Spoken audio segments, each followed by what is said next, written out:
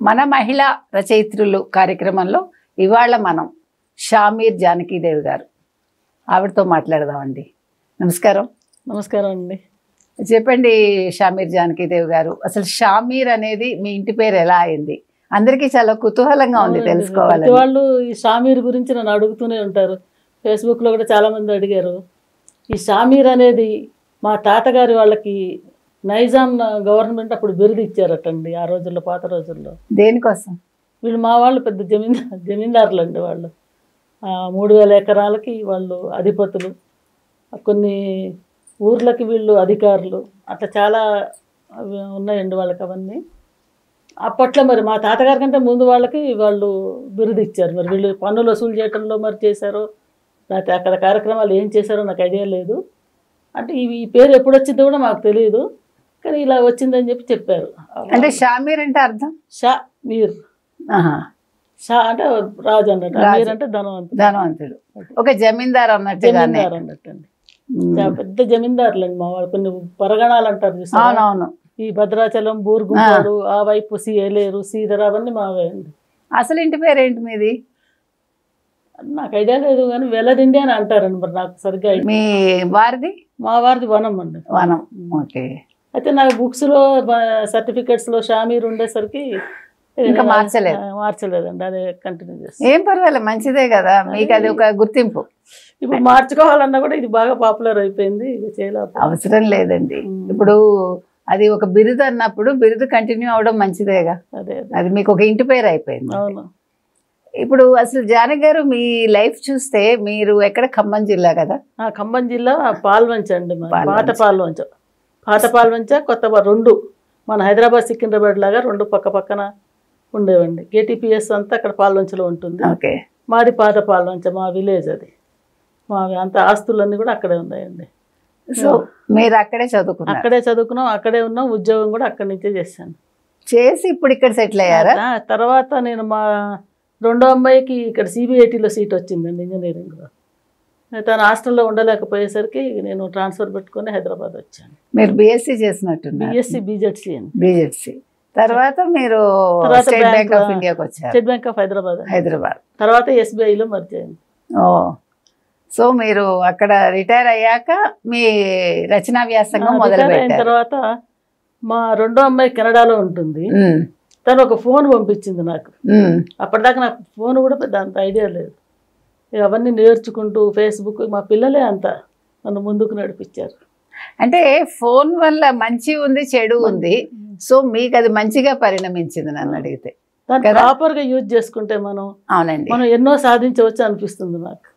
So మీరు అట్లా Facebook లో మొదలు పెట్టారు మీరు రచనా వ్యాసంగం.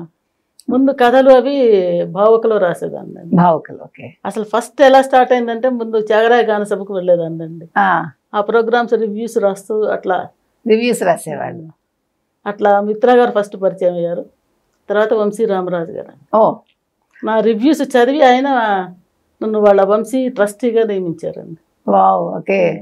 అంటే అంత బాగా మీరు ప్రెజెంట్ చేయగలిగారు. నేను నాకు తోచింది రాసేదాన్ని, చూసినట్టు రాసేదాన్ని ప్రోగ్రామ్కి వెళ్ళినప్పుడు. ఆయనకు నచ్చింది అది. సో ఇప్పుడు వంశీ రామరాజు గారితో కలిసి మీరు ప్రోగ్రామ్స్ చేస్తూ ఉంటారు? ట్రస్టీగా ఉన్నాను కాబట్టి చాలా వరకు వెళ్తుంటాండి. ఓ, ఇంకా వేరే ప్రపంచ తెలుగు సమితి దాంట్లో మన లలితారాం గారు ప్రపంచ తెలుగు కళా సమితిలో నన్ను ఒక మెంబర్గా చేశారు. వాళ్ళు ఏం చేస్తారండి? వాళ్ళు ఎవ్రీ క్వార్టర్లీ ఒక ప్రోగ్రామ్ కండక్ట్ చేస్తారు. దేని మీద? అన్ని మన తెలుగుకు సంబంధించిన పెద్ద పెద్ద వాళ్ళతో మాట్లాడిస్తారు. అవన్నీ విని తర్వాత మేము మీరు రాస్తారు? మళ్ళీ రాసుకొని ఎవరు ఇప్పుడు బుక్ లాగా రిలీజ్ చేస్తున్నారండి.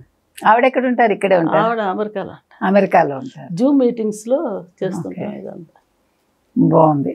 అసలు మీ రచనా వ్యాసంగం మీరు చెప్పండి. అంటే మీరు ఏమేమి రాశారు? కథలు తీసుకుంటే ఇప్పటికి మీరు చెప్పినట్టుగా 30 కథల సంకలనం ఒకటి వచ్చింది. ఒకసారి చూపిస్తారా అది? కంచి గరుడ సేవ. దీని మీద ఫస్ట్ మాట్లాడదాం. దీని మీద చెప్పండి. ఇందులో ఉండే కథలు ఒకసారి ఏంటి మీరు చెప్తే? ఇవన్నీ నా చుట్టూ జరిగిన సంఘటనలే అండి. కథలన్నీ కూడా ఎక్కువగా కరోనా మీద, తర్వాత మన చుట్టూ జరుగుతున్న సంఘటనలు, నా బ్యాంక్ అనుభవాలు, వాటిని కొంచెం మోడిఫై చేసి రాశానండి. ఒకసారి ఇవన్నీ మనకు భావుకలో పోస్ట్ కార్డ్ కథ అని ఒకటి ఉండేదండి, ఆహా, సింగిల్ పేజీ కథల్లా. Okay okay. అట్లా రాసేదాన్ని. అవన్నీ కూడా దాంట్లో ప్రచురితం అయ్యాయి. ఇది బుక్ చేస్తే బాగుంటుంది అని ఐడియా వచ్చింది. ముందు ఒక బుక్ రెడీ చేశాను. అది అంటే మీ జీవిత అనుభవాలను రాస్తారు ఇక్కడ, అవే కథలుగా మలిచానని. తర్వాత ఇందులో చూసుకుంటే మనకి విషయ సూచిక చూస్తే కంచి గరుడ సేవ, కరోనా అని కరుణించేనా, బాధ్యత కొందరికైనా, కరోనా, సర్దుబాటు, అవసరం, సహకారం, ఉద్యోగం, వరమ, అనుమానం, మార్పు కూడా మంచిదే, అసూయ, బాంధవ్యాలు, మనసుంటే మార్గం ఉంటుంది, తెలియని ఆనందం, ముఖస్థుతి, అంతర్మథనం, కరోనా చదువులు, ఎవరికి వారైనా, పరంపర, బంధాలు విలువైనవా. ఇక్కడ మీరు కరోనా చదువులు అన్నారు కదా సార్ మేడం. సో ఇవి కరోనా అవన్నీ ఒక చోటకి తీసుకురాలేదంటే తర్వాత రాసినవి అవి? అంటే నేను అట్లా ర్యాండమ్ గా రాశాను. వచ్చిన కథలన్నీ తీసుకొని. మీరు వాట్సాప్ వదంతులు కూడా రాశారే? వాట్సాప్ లో కూడా ఇట్లా మాట్లాడుకొని, ఈ కరోనా టైంలో పనే ఉంది, అందరూ అందులో చూసుకొని దాని మీద కూడా కొన్ని ఇన్సిడెంట్స్ జరిగాయి, అవి తీసుకొని రాశాను.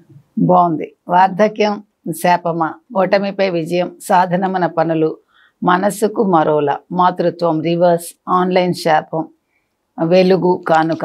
అంటే మీరు చూసారా, రెండు ఉన్నాయి మీరు రాసిన దాంట్లో. చూసుకుంటే మీరు అన్నట్టుగా ఇటు కరోనాకి సంబంధించి, తర్వాత మీరు టెక్నాలజీకి సంబంధించి, తర్వాత మీ చుట్టూ ఉండే అనుభవాలు, అంటే ప్రతిదీ మీరు పొందుపరిచారు మీ కథల్లో చెప్పాలంటే.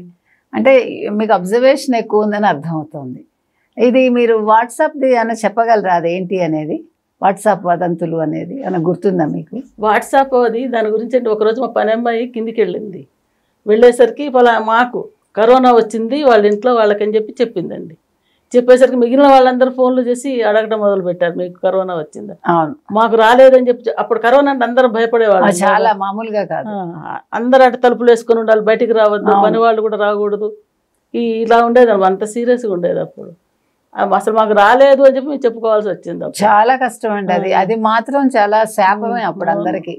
ఎందుకంటే రాని వాళ్ళేమో వచ్చిన వాళ్ళని చూసి మీరు ఇలా ఉండాలి, అసలు ఎంత రెస్ట్రిక్షన్స్ పెట్టారంటేనండి, ఆ రెస్ట్రిక్షన్ పెట్టిన వాళ్ళకి వచ్చినప్పుడు వాళ్ళు మాత్రం తలుపులు తీసుకుని అవన్నీ చేసేవాళ్ళు, చెప్పుకునేవాళ్ళు కాదు. మళ్ళా లేకపోతే మాకేం లేదు, ఊరికే అట్లా కనిపించింది అంతే, అట్లా కూడా మాట్లాడిన వాళ్ళు ఉన్నారండి. మా ఆయన తను ఈయన సెక్రటరీ ఉండేవాళ్ళు అప్పుడు. ఈయన గ్రూప్ లో పెట్టారు, ఎవరికైనా కరోనా వస్తే చెప్పండి. పాపం కొంతమంది చెప్పేవాళ్ళు. మా బిల్డింగ్ లో కూడా అట్లనే చేశారు. పాపం మా పక్క వాళ్ళకి వస్తే చెప్పారు, వాళ్ళకి కావాల్సినవన్నీ వాళ్ళు ఆన్లైన్ తెప్పించుకుని మేము కొద్దిగా సహాయం చేసి అట్లా చేస్తాం. కానీ అది మాత్రం అందరికి మంచి నేర్పింది, చెడు నేర్పింది కరోనా అనేది. చెడే మాకైతే చెడే ఎక్కువ ఉందండి, చెడు ఎక్కువ ఉంది కాదని అంటలేదు. కాకపోతే కొద్దిగా మనకి భయం అనేది వచ్చింది, మనిషికి భయం నేర్పించింది. అంతవరకు లైఫ్ అసలు మనకి తెలియని లైఫ్ని చూపించింది కరోనా. ఇప్పుడు మీది అంటే మీ పుస్తకంలో మొట్టమొదటి కథ కంచి గరుడ సేవ. అంటే అది దేని మీద రాసినట్టు మీరు కంచి గరుడ సేవ అనేది? మా వారు అక్కడ అపార్ట్మెంట్కి సెక్రటరీగా ఉండేవాళ్ళండి. ఈయనకు చాలా ప్రిన్సిపల్స్, అంత నీట్గా ఉండాలి, అందరూ తన మాట వినాలి అన్నట్టుగా ఉండేవారు. ఎవరైతే చెప్పినా పాటించేవాళ్ళు కాదు. అది పైనుంచి అపార్ట్మెంట్లో పైన ఉన్న వాళ్ళు ఏం చేస్తారంటే తిన్న తర్వాత పొట్లాలు అవన్నీ కూడా పడేసేవాళ్ళు. ఈయనేమో మేము వాకింగ్ చేసేవాళ్ళం చుట్టూ. అప్పుడు అవన్నీ చూసి ఏంటి ఎంత చెప్పినా కూడా ఎవరు వినట్లేదు అన్న ఒక ఫీలింగ్ వస్తుంది. అదే సమయంలో నేను ఫేస్బుక్లో ఒకటి చదివాను, కంచిలో వరదరాజస్వామి టెంపుల్లో గరుడాల్బార్ అని ఒకటి ఉంటుంది, దాన్ని కూడా ఉత్సవాలప్పుడు క్లీన్ చేస్తారు. అవును, ఎందుకు చేస్తారో తెలియదు. అది ఊరికే ఆ విగ్రహాలతో పాటు దీన్ని కూడా క్లీన్ చేస్తారు. దాన్ని కంచి గరుడ సేవ అంటారని చెప్పి చదివాను నేను. ఆ పేరు తీసుకొని ఇక్కడ నువ్వు చేసేది కూడా అంతే ఉంది, నీ పని కూడా అని చెప్పి మా ఆయన అనుకుంటూ అది ఉదాహరణగా తీసుకొని రాశాను. ఇప్పుడు అందరి ఫ్లాట్స్ లో ఇదే సమస్య అండి, వినరు. అది ఎందుకు వినరో అర్థంగా, చదువుకున్న వాళ్ళే ఉంటారు. ఇది నిజంగా అన్ని ఫ్లాట్స్ లో ఉండే సమస్య అండి. ఒక మేబీ గేటెడ్ లో వింటున్నారేమో, తప్పదని తెలియదు మనకి. వాళ్ళ ఇంట్లో నీట్గా ఉండాలి, వాళ్ళ ఇంట్లో బాగుండాలి, పక్కవాడి ఇంటి దగ్గర చెత్త వేయాలి. ఈ కాన్సెప్ట్ పోవట్లేదు. మన చదువు మన సంస్కారం ఏమవుతుందో అర్థం కాదు, అసలు అర్థం కాదు. మీరు ఈ మధ్యన 2 ఇన్సిడెంట్స్ చూసారా? ఒకటి ఒక ఫ్లాట్స్ లో వాళ్ళ చుట్టాలు అతను వచ్చాడు, కార్ అక్కడ పెడితే ఈ ఓనర్, అందులో ఉండే ఒక ఓనర్ కార్ తీసుంటే గీత పడిందిట, అతన్ని చంపేశాడు. అయ్యో, ఆ మధ్యన మీరు చూడలేదా? ఇట్లా పిడిగుద్దులు గుద్ది చంపేశాడు, చచ్చిపోయాడు అతను. అలాగే మొన్న కూడా ఇంకేదో ఇన్సిడెంట్ అండి, ఇట్లాగే ఫ్లాట్స్ లోనే గొడవలు. అంటే మనుషులకి ఎందుకు ఇంత ఆవేశం వస్తుంది? ఆఫ్టర్ ఆల్ ఇప్పుడు చిన్న గీత పడింది, ఆయన చెప్పారు కూడా. అసలు అతను పెట్టడం తప్ప అక్కడ, అతను ఓనర్ కాదు పెట్టినవాడు. అసలు నేను అనేది అది, మీరు ఫ్లాట్స్ అంటే గుర్తుకొచ్చి చెప్తున్నా. తర్వాత మీ శైలి ఎవరిదండి? అంటే మీ సొంతంగా రాస్తారా? ఎట్లా మీ శైలి ఏ రకంగా ఉంటుంది? మీకు తోచినట్టు మీరు రాస్తారు. చదివింది మటుకు ఎక్కువ ఎద్దనపూడి బాగా చదివేది. ఇంకా ఎద్దనపూడి, మాదిరెడ్డి, అప్పట్లో ఆరికపూడి, ఎండమూరి. ఎండమూరి బాగా. తర్వాత అందరూ ఎండమూరి అనుకోండి, కొమ్మనాపల్లి, తర్వాత మల్లాది. ఎద్దనపూడి మటుకు చాలా చిన్నప్పటి నుంచి చదువుకునేప్పుడు అప్పుడు అందరూ చదివేవాళ్ళు. మాదిరెడ్డి గారు కూడా చాలా బాగుండేవి. ఎద్దనపూడి ఏంటంటే నేను మా అమ్మ కూడా చదివేది, ఇద్దరం పంచుకునేవాళ్ళం మేము. అప్పుడైతే డిటెక్టివ్ పుస్తకాలు కూడా చదివేవాళ్ళేమో, తక్కువ. ఎండమూరి, మల్లాది వీళ్ళకి బాగా చదివేది. సాహిత్యం చదివారా బాగా? చదివాండి, అంటే 1000 పడగలు చదివారా? మేము ఈ మధ్య కెనడా వెళ్ళామండి 2020. అక్కడంతా -40 degrees టెంపరేచర్. మనం బయటికి పోవటం అనుకుంటాం. ఏం చేయాలి, మనకు కొన్ని చేయవలసిన కార్యక్రమాలు ఉన్నాయి, అవి పూర్తి చేసుకుందాం అనుకున్నాం ఇద్దరం. మా వారికి కూడా కొంచెం ఇంట్రెస్ట్ ఉంది. ఇద్దరం 1000 పడగలు డౌన్లోడ్ చేసుకున్నాం. నేను ల్యాప్టాప్లో, నేనేమో ట్యాబ్లో, ఆయన ల్యాప్టాప్, ఇద్దరం చేసుకొని అట్లా ఒక బిఫోర్ 1 month లోపల చదివేసామండి ఇద్దరం. మీకు ఒక ఇన్సిడెంట్ చెప్తా. నేను ఇంటర్లో ఉండగా మాకు పుస్తకాలు వారంలో 2 సార్లు ఇచ్చేవాళ్ళు లైబ్రరీలో. నేను మొత్తం లైబ్రరీలో అన్నీ చదివేశాను, తెలుగు పుస్తకాలన్నీ. ఇంకా మా లైబ్రరీని వెళ్ళి సతాయించేదాన్ని, ప్లీజ్ సార్ బుక్స్ ఇవ్వండి అని. ఆయన ఒకసారి ఏం చేశారు, 1000 పడగలు ఇచ్చారు నాకు. ఇచ్చిన ఒక 3 నెలలు నా మొహం చూడకన్నాడు ఆయన. మీరు నమ్ముతారా, 3 రోజుల్లో చదివి ఆయనకి ఇచ్చారు.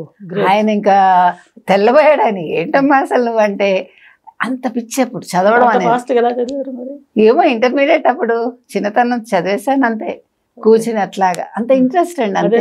సెక్రటరీ 15 సార్లు చదివాను నేను. అంతే, సెక్రటరీ కావచ్చు, మీరు అన్నట్టుగా జీవన తరంగాలు, మీనా ఎస్పెషల్లీ. నాకు సెక్రటరీ బాగా, సెక్రటరీ మీనా నాకు 2 నచ్చుతాయి. అంటే అంత పిచ్చండి పుస్తకాలు, అసలు చదివేయాలంతే. అది చిన్నప్పటి నుంచి మా నాన్నగారు నేర్పించారు. నేను 2వ క్లాస్ నుంచి పుస్తకాలు చదివేదాన్ని అండి.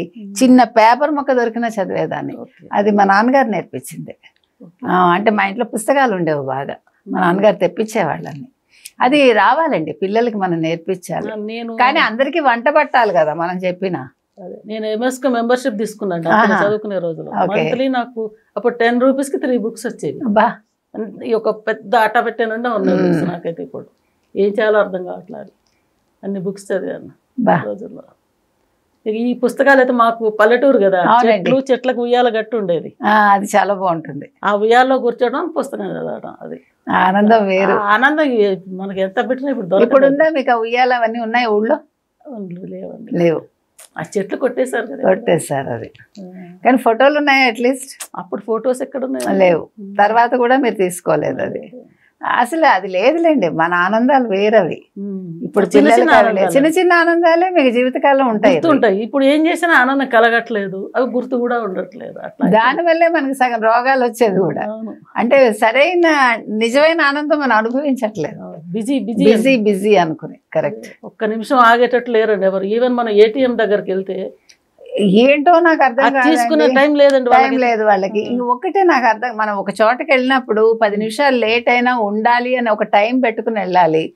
లేవడం లేట్గా లేవడం, తర్వాత పరిగెట్టడం, ఆ టైం, ఆ లేట్ అనేది అట్లా అవుతూనే ఉంటుంది. దాన్ని కవర్ చేసుకోవడానికి మిగతా వాళ్ళ మీద మనం పడిపోవడం, ఇవన్నీ మనకి మనమే ఏం చేయలేము. అట్లా స్పీడ్ అట్లా పెరిగిందండి. ఇప్పుడు మేము పాత రోజుల్లో బ్యాంకింగ్ చేసినప్పుడు చక్కగా విత్డ్రాలు తీసుకునేవాళ్ళు, డ్రా చేసుకునేవాళ్ళు, మా దగ్గరకు వచ్చి పలకరించి. అసలు మీరు మాన్యువల్ ఉన్నప్పుడే బాగుండేది, అప్పుడే బాగుండేది అంటున్నా. చక్కగా మనకు హ్యూమన్ రిలేషన్షిప్ ఉండేది. కరెక్ట్, చాలా బాగుండేది. నేను సిల్ బ్రాంచ్ లో చేసి, సిల్ అంటే స్పాంజర్ ఇండియా మా దగ్గర, అక్కడ బ్రాంచ్ మేనేజర్ చేశాను నేను. మాకేంటంటే కొత్తగా ఫస్ట్ ఏటీఎం మా బ్రాంచ్ లోనే పెట్టారు ఆ ఏరియాలో. అందరికి ఏటీఎంస్ కార్డ్స్ ఇవ్వాలి. మా ఏజిఎం ఏంటంటే నువ్వు ఇంక్రీజ్ చేయాలి, ఇది ఎట్లా చేస్తావో నాకు తెలియదు అన్నట్టు చెప్పాడు ఆయన. అంతా ఎంప్లాయీస్ అక్కడ రాగానే వాళ్ళకి అప్లికేషన్ ఇచ్చేదండి, తీసుకోండి. మీకు అదొక అడ్వాంటేజ్ కూడా. అయితే వాళ్ళు తీసుకునే వాళ్ళు కాదు, మాకు ఏటీఎం వద్దు, మేము ఇక్కడే డ్రా చేస్తాం అనేవాళ్ళు. చాలా రిలేషన్ పోతుంది కదా, అంటే వాళ్ళకి భయం. 2, ఒకటి భయం, 2 హ్యూమన్ రిలేషన్ ఉండదు. ఇప్పుడు ఎలా ఉన్నారు చూడండి. ఇప్పుడు మీతో మాట్లాడే టైం లేదు నాకు.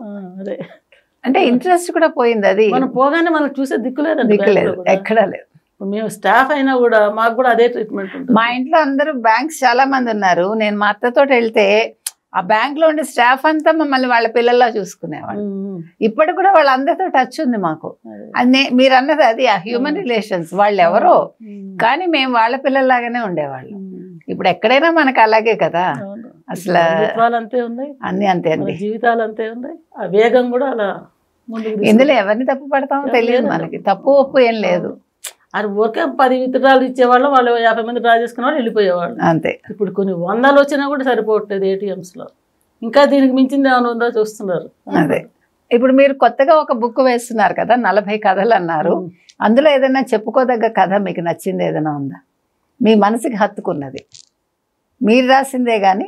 అదేలేండి, ఈ గెలిపించిన ఓటమి అని రీసెంట్గా ఒకటి వచ్చిందండి. అది యూట్యూబ్లో కూడా చదివారు, అందరు బాగుందని మెచ్చుకుంటున్నారు. నాకు కూడా అది బాగా. ఏంటి ఆ కథ చెప్పండి. అది బ్యాంక్ ఎంప్లాయీస్ మీదనండి. ఇద్దరు బ్యాంక్ ఫ్రెండ్స్ ఉంటారు, ఇద్దరు బ్యాంక్ ఎంప్లాయీస్ వాళ్ళు. ఒక అతనికి 2 కొడుకులు ఉంటారు. పెద్దవాడు అమెరికా వెళ్ళి MS చేస్తాడు. అక్కడే అతనికి నచ్చిన అమ్మాయిని, ఇంకొక అమ్మాయి MS చేసిన అమ్మాయిని చూసి పెళ్లి చేస్తారు.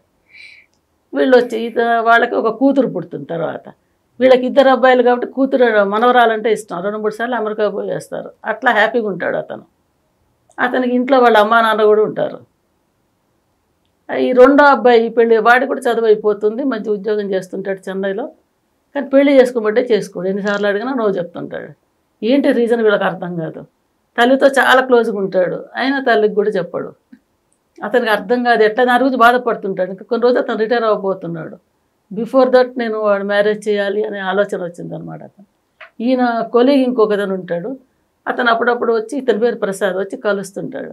అతని దగ్గరకు వచ్చి, ఎందుకురా ఊరికే బాధపడతావు, అసలు ఏంటో రీజన్ ఏంటో కనుక్కుందా ఉండు, మా అమ్మాయి అక్కడే చేస్తుంది, కాగ్నిజెంట్లో చేస్తుంది అనమాట, వాళ్ళ అమ్మాయి కనుక్కుంటుందని చెప్తాడు. ఆ అమ్మాయి వెళ్ళి ఈ అబ్బాయిని కలుస్తుంది.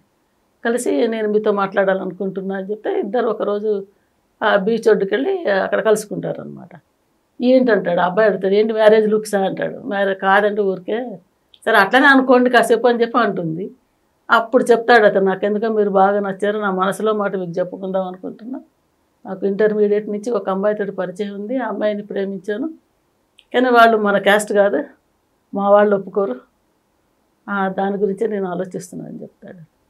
అప్పుడు ఆ అమ్మాయి వాళ్ళ నాన్నకు చెప్తుంది. అతను వచ్చి ఈ ప్రసాద్కి చెప్తాడు. చెప్తే ఇతను మా వాళ్ళు ఒప్పుకోరు, ఏం చేయాలి, నేను వాళ్ళని బాధ పెట్టలేను ఈ వయసులో అంటాడంటే. ఆ ఫ్రెండ్ అంటాడు అనమాట, మరి అయితే వాడు పెళ్లి కాకుండా అట్లా ఉంటే నీకు ఇష్టమేనా, నువ్వు ఆనందంగా ఉంటావా? అప్పుడు కరెక్టే, కానీ మరి ఎట్లా, మరి మా పెద్దవాళ్ళు ఇంతకాలం వాళ్ళు బతికారు కదా, వాళ్ళని ఈ వయసులో ఎప్పుడు నేను బాధ పెట్టడం నాకు నచ్చదంటాడు. సరే, దీనిలో నేను ప్రభాకర్ జైన్ గారి స్టోరీ ఒకటి కూడా కోట్ చేశానండి.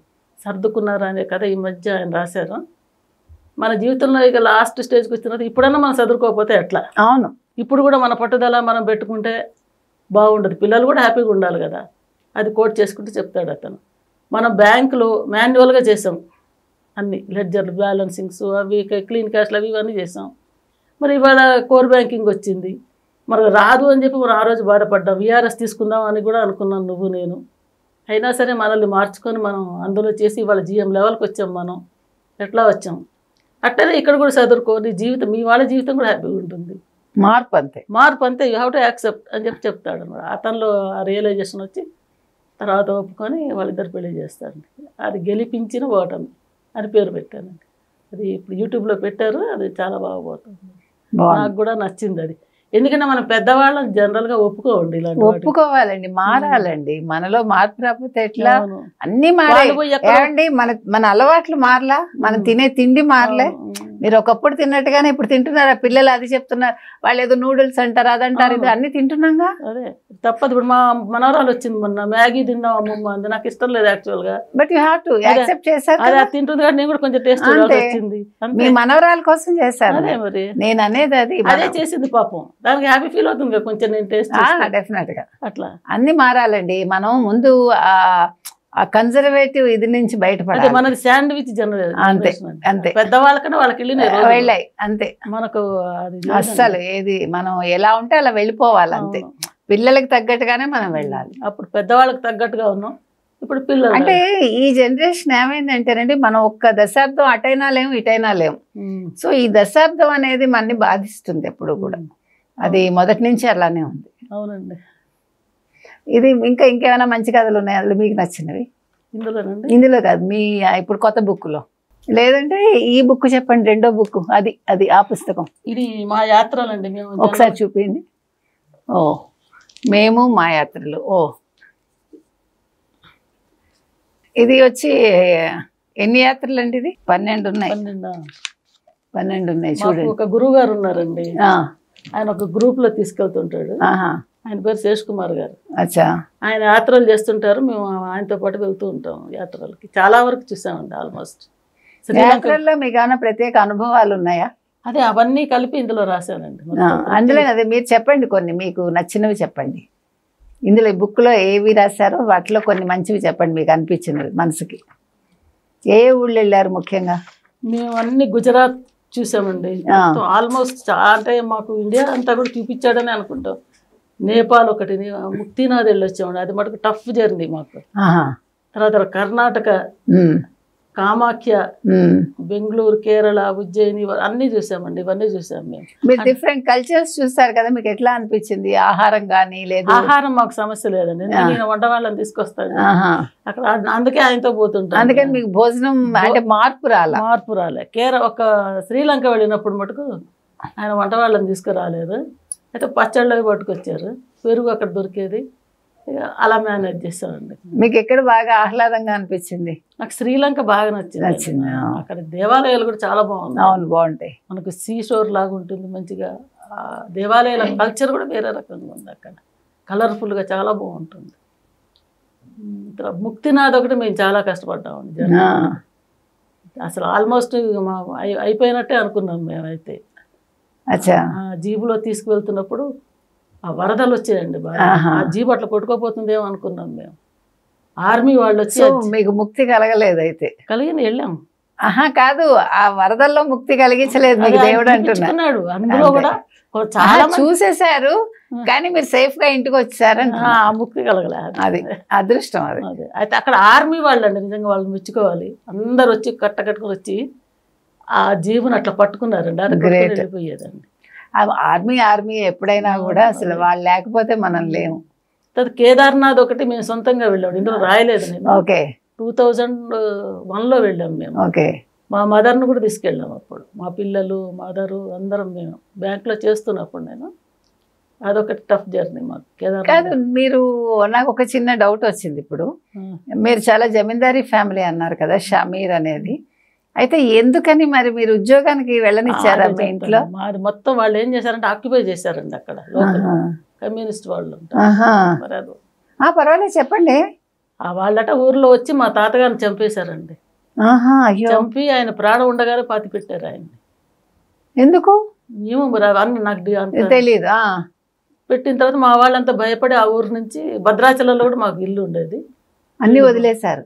భద్రాచలం వచ్చారు వీళ్ళు, కొన్ని రోజులు తల దాచుకుని అక్కడి నుంచి పాల్వంచ అట్లా వచ్చి ఇక్కడ. మరి ఊపిరుండగా పాతి పెట్టేస్తే మరి ఎవరు హెల్ప్ చేయలేదండి. మా ఊర్లో ఒకతను వెళ్ళి మారువేషంలో వెళ్ళి మూలు వినిపిస్తుందట, చూసి పట్టుకొని తీసుకొచ్చి మామూలు కార్యక్రమాలు చేశారు. తర్వాత అప్పుడు అంతా వాళ్ళు తీసేసుకున్నారండి. ఆ పొలాలన్నీ కూడా పోలవరంలో పోయినాయి. ఎకరానికి 10 లక్షలు ఇచ్చారండి. అదైతే మాకు అవి కూడా రాలేదు. అవన్నీ కూడా వాళ్ళ పేర్ల మీద రాసేసుకుని వాళ్ళు చేసుకున్నారు. మాకు తినడానికి ఉండేది కాదు, అందుకే మరి ఉద్యోగం చేయవలసి వచ్చింది. అదే ఆశ్చర్యపోయా, అంత ఉండి కూడా పాకలో ఉండేవాళ్ళం మేము మొదట్లో. చూడండి, అంత జమీందారీ ఫ్యామిలీ ఉండి. అదే సినిమా మన శరత్ బాబు సినిమా చూడండి ఒకటి, అట్లా సితారా సినిమా, ఆ టైప్లో ఉండేవాళ్ళం. మీరు అన్యాయం కదా, మనం ఏం చేస్తాం మరి. ఆ రోజులు అట్లా ఉన్నాయి. ఇక అంతా చదువులే మాకు. తర్వాత మాకున్న ఈ ల్యాండ్ అంతా వాల్యూ పెరిగి కొంచెం పర్వాలేదు. సో ఇప్పుడైతే మళ్ళీ ఇంకొకటి యాత్రలు, ఇంకొక పుస్తకం కూడా వేస్తున్నారు. ఫస్ట్ బుక్స్ రిలీజ్ చేయాలని, డిసెంబర్ లోపల రిలీజ్ చేయాలని ప్లాను. దాని తర్వాత యాత్రలు అడుగుతున్నారు అందరు, తర్వాత యాత్రలే పుస్తకం ఎప్పుడు వేస్తారని, అది కూడా చేస్తారు. అప్పుడు అందులో ఇది కూడా రాస్తారా, కేదార్నాథ్ కూడా రాస్తారా? కేదార్నాథ్ అయితే గుర్తు తెచ్చుకోవాలి కదా ఇప్పుడు. అదంతా అమ్మని తీసుకెళ్ళాం, అది ఆనందం నాకు. ఓకే. అంటే 70 years ఉండే అప్పుడు. ఓకే. పిల్లలు చిన్నపిల్లలు అండి అందరు. మా తమ్ముడు కొడుకును కూడా తీసుకెళ్ళాము. ఇప్పుడు మీ కార్యక్రమాలు ఎట్లా ఉంటాయి? సాహితీ కార్యక్రమాలు ఏం చేస్తూ ఉంటారు? నేను ఈ లేఖిని, తర్వాత మన రామరాజు వంశీ వాళ్ళ ప్రోగ్రామ్స్ ఏమైనా మంచిగా ఉంటే వెళ్తుంటానండి నేను. తర్వాత మన కుసుమ ధర్మాన పీఠం ఐడియా ఉంది, విన్నాను. వాట్సాప్ గ్రూప్ అండి, నిర్మల సాహితీ సమితి, అరుణోదయ అవన్నీ ఉన్నాయి. వాటిలో డైలీ కవితలు రాస్తూ ఉంటాను నేను. రోజుకు ఒక కవిత, వాళ్ళు ఏదో ఒక టాపిక్ ఇస్తారు, దాని మీద రాయాలి. బాగుంది. అంటే మిమ్మల్ని మీరు ఎంగేజ్ చేసుకుంటా. అసలు ఖాళీ ఉండదండి. మా పిల్లలు అదే అంటారు, నువ్వు ఇప్పుడు కూడా దొరకవు మాకు, అప్పుడు బ్యాంక్ బిజీ, ఇప్పుడేమో ఎట్లా అని చెప్పి అంటుంటారు. అదే కదా ఆరోగ్య రహస్యం. అంతే. మీరు ఏదైనా కవిత చదువుతారా? నిన్న కూడా ఒకటి వచ్చింది, ఫస్ట్ ప్రైజ్ వచ్చింది. చదవండి, కవిత చదవండి. ఇట్లా రోజు వస్తూ ఉంటాయి మాకు. కవిత చదవండి, వాళ్ళు సర్టిఫికెట్స్ అవి ఇస్తూ ఉంటారు. ఉందా కవిత? అన్నీ ఉన్నాయండి. ఒక కవిత చదవండి అయితే, నిన్నటిది. ఈ 100 కవితలు అయినాయని శత కవిత శ్రేష్ఠ అని ఏదో బిరుదు ఇచ్చారండి కదా. కవిత చదువుతారు? రాధాకృష్ణ గారు మటుకు బాగా నాకు ఎంకరేజ్ చేస్తారు, ఇచ్చారండి చక్కగా. నిన్న మొన్న కూడా ఒక కవి సమ్మేళనం ఉంటే వెళ్ళొచ్చాను 3 days బ్యాక్. అంటే మీ కవితలకి ఏంటి సబ్జెక్ట్ ఏం తీసుకుంటారు? వాళ్ళు ఇస్తారు. వాళ్ళు ఇస్తారు. మన దేవులపల్లి కృష్ణశాస్త్రి గారి గురించి చదవండి. అది చదవండి. ఇది రాశాను నేను. చదవండి. అది చదవండి. ఇట్లా వీటి గురించి వస్తుంటాయి. దీనికి నేను ఆంధ్ర శెల్లి అనే పేరు పెట్టానండి. ఆంధ్ర శెల్లి దేవులపల్లి, భారతావని కల్పవల్లి, భావుకథకు ఆద్యుడు, పదకవిత పితామహుడు, ప్రకృతిని కనుల ముందు నిలిపి తెలుగు పాటకు భావుకత అద్ది, మనసును మల్లెలు పోయించి ఆకాశ వీధిలో విహరింపచేయించి, తొందరపడిన కోయిలతో ముందే కూయించి, ఎన్నో మధుర గీతాల సృష్టికర్త, మనిషికి మనసుండాలని చెబుతూ నలుగురికి సహాయపడమంటూ మౌనంగా తన పాటల్లో దేశభక్తి కూర్చి, భారతావనికి కిరీటమై నిలిచి మన హృదయాలలో కేంద్రమై ఎన్నో గీతాల సృష్టికర్త సదాస్మరణీయం. బాగుంది. ఇంకొక కథ చెప్తారా ఏదైనా? ఈ కంచిగరుడ సేవలో పరంపర అని ఒక కథ అండి. మాది విలేజ్ అని చెప్పాను కదా, చుట్టూ చాలా కాంపౌండ్ ఉంటుంది. నాకు ముగ్గులు వేయటం అది చాలా ఇష్టం. తిన్నప్పుడు చదువుకునే రోజులు ఇంటి చుట్టూ వేసేదాన్ని. ఒక రథం ముగ్గు, చుక్కల రథం ముగ్గు అనమాట, మీకు ఐడియా ఉండేది. అది వేసేదాన్ని బాగా. ఊర్లో అందరూ వచ్చి చూసేవాళ్ళు ఆ ముగ్గు. అది స్పెషల్గా నేనే వేసేదాన్ని. అది మా అమ్మాయి నేర్చుకుంది, మా పెద్ద అమ్మాయి. అది వాళ్ళు బెంగళూరులో ఉన్నప్పుడు తన ఇంటి ముందు వేసింది ఆ ముగ్గు. అది చూసినప్పుడు నాకు అనిపించింది, అమ్మాయి ఇది కంటిన్యూ అవుతోంది. ఆ చిన్న పాయింట్ తీసుకొని పరంపర అని ఒక స్టోరీ రాశాను. అది నాకు నచ్చుతుంది. సో మీరు అన్ని మీ అనుభవాలు మీ చుట్టూ ఉండేవే మీ కథా వస్తువులు అయితే.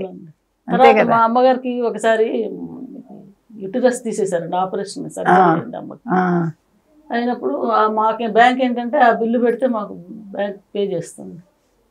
ముందు మేము అన్నీ కట్టేసి అమ్మని ఇంటికి తీసుకొచ్చేసాం. తర్వాత నేను బిల్లు క్లెయిమ్ చేశాను. చేసిన తర్వాత ఆ డబ్బులు వచ్చాయి. అవి నాకు వాడుకోబుద్ధి కాలేదు. అర్థమైందా? అవి ఏం చేశానంటే గాజులు చేయించాను, చేసి మా అమ్మకి ఇచ్చాను.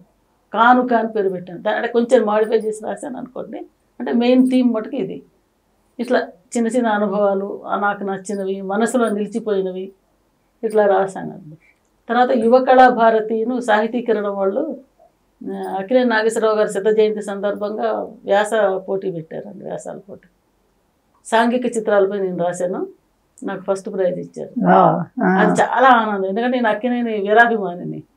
అక్కినేని ఘంటసాల వీళ్ళిద్దరు నాకు చాలా ఫేవరెట్. అది అందుకున్న రోజు మటుకు చాలా ఆనందపడ్డాను. వాళ్ళు క్యాష్ ఇచ్చారు, తర్వాత అవార్డు ఇచ్చారు. బాగుంది. ఈ చిన్న చిన్న ఇలాంటివి అనమాట, ఈ ఆఫ్టర్ రిటైర్మెంట్ సాధించిన విజయాలు ఇవి. అంటే రిటైర్మెంట్ తర్వాత మీ జీవితం స్టార్ట్ అయింది, ఇంకో కొత్త రకం జీవితం. అప్పుడే అంత బ్యాంకు, అచీవ్మెంట్స్, కస్టమర్ సాటిస్ఫాక్షన్, మళ్ళీ ఇంట్లో పిల్లలు అదే వచ్చి ఉద్యోగ ధర్మం. ఇక్కడ మీ సొంతంగా మీ మనసుకు నచ్చిన పని చేస్తున్నారు. మనసుకు నచ్చిన పని అండి.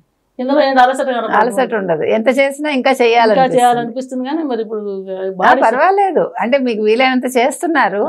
ఇది సంతృప్తి కదా. అది ఒక్కొక్కటి నేర్చుకుంటూ ముందుకు పోవడం అవుతుంది. మనం ఆ నేర్చుకోవటం అనేది నిరంతరం ఉండాలని నాకు. అంతే.